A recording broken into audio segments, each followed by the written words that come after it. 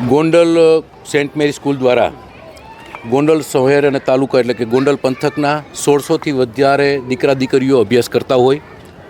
Saint મેરીના father એને કુદરતી રીતે એવું સપનું આવ્યું અને એને બીજે દિવસે સવારે ફીમાં સીધો 25%થી વધારો કરી નાખ્યો, જે ગેરલાયક કહેવાય.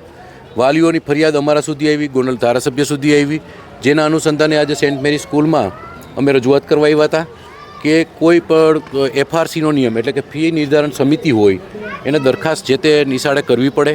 પછી એ સમિતિ નિર્ણય લે અને કદાચ 5-10% એમને યોગ્ય લાગે તો ફી વધારો આવતો હોય.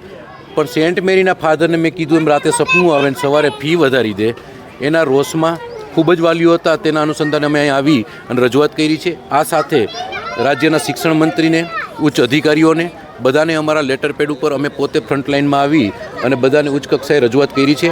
હાલમાં જ અમારો કલર જોયા પછી મને લાગે છે ફાધરને થોડું ભાન થયું છે. ફાધરે અત્યારે જ સ્પષ્ટતા કરી કે જે ફી જૂની હતી એ પ્રમાણે યથાવત રાખશું. આ સાથે જે વાલીઓએ ફી ભરી દીધી છે કદાચ તો એના માટે પણ જે વધારાની ભરાઈ ગઈ છે એને પણ પરત આપશું. આ સાથે ફાધરને બીજું સપનું એવું આવ્યું કે આપણે બસ ફી વધારી દઈ. ખાસા ડીઝલ પેટ્રોલના કોઈ ભાવ વધારા ન હોવા છતાં પોતે સીધા 2500 રૂપિયા જેવું બસ ભાડું પણ વધાર્યું છે. તેની પણ અમે એમને ઉગ્ર રજૂઆત કરી છે. એ પણ એ ખાસ 2-4 દિવસમાં નિર્ણય લઈ લે છે એવું એમને અમને ખાતરી આપી છે.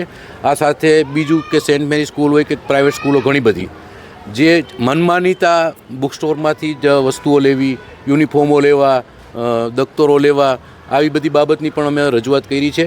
વાલીઓને જ્યાંથી યોગ્ય લાગશે, જ્યાંથી ઠીક લાગશે ત્યાંથી પોતાની રીતે એ વસ્તુઓ લેશે એવી પણ એમને કીધું છે કે એમાં અમે ઇન્ટરફિયર નહીં થાય. પણ આગામી દિવસોમાં વાલીઓને જ્યાં જ્યાં મુસીબત થઈ છે ત્યાં ગોંડલના વિદ્યાર્થીઓ માટે, આ ભગવત ભૂમિ ગોંડલના વિદ્યાર્થીઓ છે એના માટે અમે હંમેશા ફ્રન્ટલાઇનમાં આવી અને લડશું.